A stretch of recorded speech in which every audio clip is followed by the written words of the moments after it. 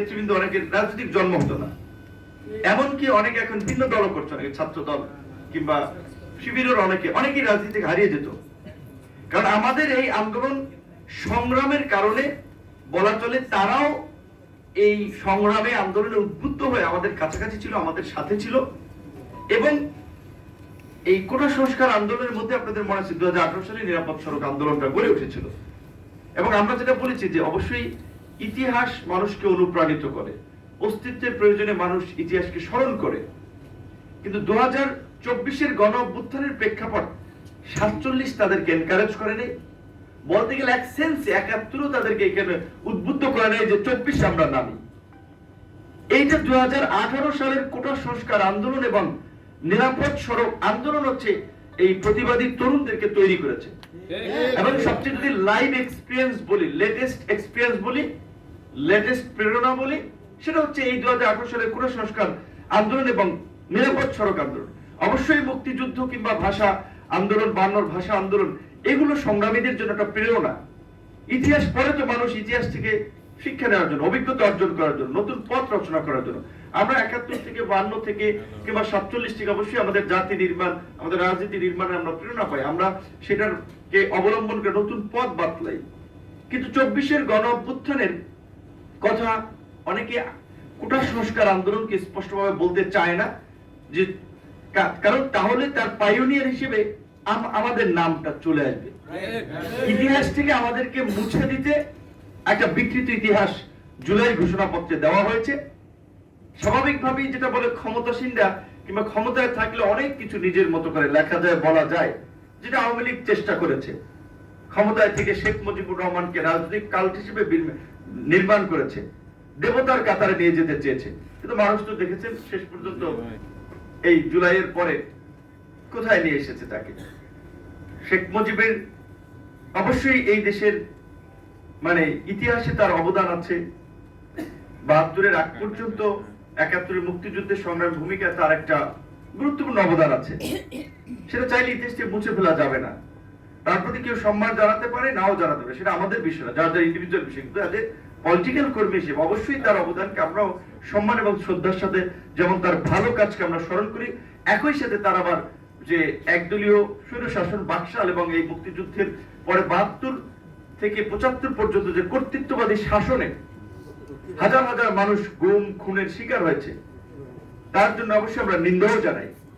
তো যেটা বলছেন, সে আওয়ামী লীগ তাকে একটা দেবতা হিসেবে নির্মাণ করতে চেষ্টা করেছিল, জেলায় জেলায় উপজেলায় উপজেলায় ভাস্কর্য, তার মূর্তি, একেবারে হুলস্থুল কাণ্ড। এবং আমরা তো অনেক বক্তব্য কিন্তু বলেছিলাম, এগুলো শুধু বক্তব্য না, এগুলো ভিতরের ফিলিং।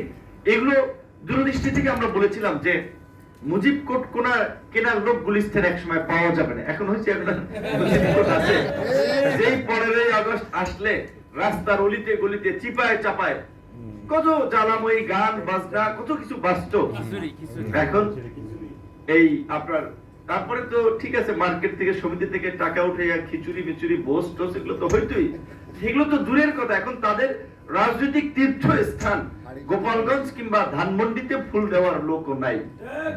তো এটা হচ্ছে ওই যে লেবু কস্তায় যেমন তিতা হয়ে যায়, বেশি কিছু করতে গেলে এরকম পরিণতি হয়। তো এই সময়ের অনেকে আসলে, যেটা আমরা এই বাহাসে জড়াই না, বিতর্কে জড়াই না, আজকে আমাদের হাত ধরে যে অনেকে রাজনীতিতে এসেছে, রাজনীতিতে শিখেছে, অনেকের রাজনৈতিক জন্ম হয়েছে, এই গণ অভ্যুত্থানের জন্ম হয়েছে, এই কথাটা অনেকে বলতে চায় না, আমাদের নামটাও নিতে চায় না, আমাদের কথাও বলতে চায় না। কোটা সংস্কার আন্দোলনকে এড়িয়ে যেতে চায়। বৈষম্য বিরোধী আন্দোলন, কিসের বৈষম্য বিরোধী আন্দোলন? কোথা থেকে জন্ম হয়েছে বৈষম্য বিরোধী আন্দোলন? চাকরিতে কোটা ব্যবস্থার বৈষম্যের বিরুদ্ধে আন্দোলন জন্ম হয়েছে, বৈষম্য বিরোধী আন্দোলন। 2018 ছিল কোটা সংস্কার আন্দোলন, এইবার বৈষম্য বিরোধী আন্দোলন। এবং এই আন্দোলনের ক্রিটিক্যাল মুহূর্তে যে এখানে যারাই বসে আছে, আমাদের সম্রাট, নেওয়াজ, মোল্লা টোল্লা, যেসব ছাত্র নেতা, সমস্ত জায়গায় এই উল্লেখযোগ্য ছাত্র নেতা, তাদের ভূমিকা আন্দোলনকে সাকসেস করার জন্য, আমাদের প্রচেষ্টা, আমাদের কারাবরণ, আমাদের 12 জন নেতা কর্মীর প্রাণ দান, এর যে স্যাক্রিফাইস কে করেছে।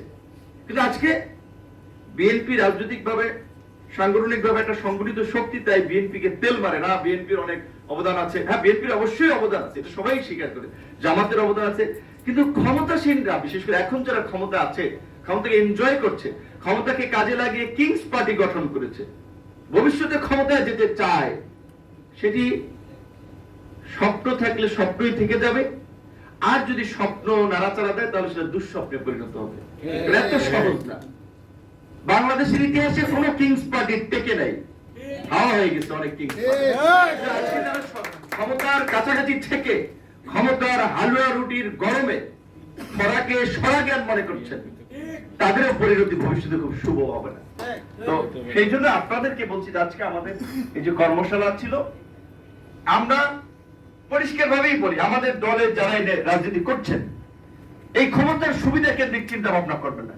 এসপি অফিসে, ডিসি অফিসে, ইউনো অফিসে আপনাকে কি দিল আর কোথায় বসালো সেইটা চিন্তা না করে আপনার অবস্থানটা তৈরি করেন, যেন জেলার নতুন এসপি গেলে সে চিন্তা করে গণ অধিকার পরিষদের নেতার সহযোগিতা ছাড়া এলাকার শান্তি শৃঙ্খলা পরিস্থিতি নিয়ন্ত্রণ করা সম্ভব না। এলাকার আপনার একটা সুস্থ সুন্দর পরিবেশের জন্য গণ অধিকার পরিষদের মতো একটা প্রমিনেন্ট, একটা সম্ভাবনাময় শক্তিশালী দল, তাদের সহযোগিতা প্রয়োজন। আপনি নিজেকে গড়ে তুলেন, নিজেকে সেই জায়গায় নিয়ে যান। এখন স্বাভাবিকভাবেই ওসি, এসপি, ইউনো, ডিসিরা মনে করে এক এলাকায় পদায়ন হলে এখনকার যেহেতু একটা টালমাটাল পরিস্থিতি, অভ্যুত্থানের পরে অনেকটা জোর যার মুল্লুক তার, শক্তি যার সেই নেতা, এরকম যেই জারি দিতে পারে সেই নেতা, যেই চোটপাট দেখাইতে পারে তারই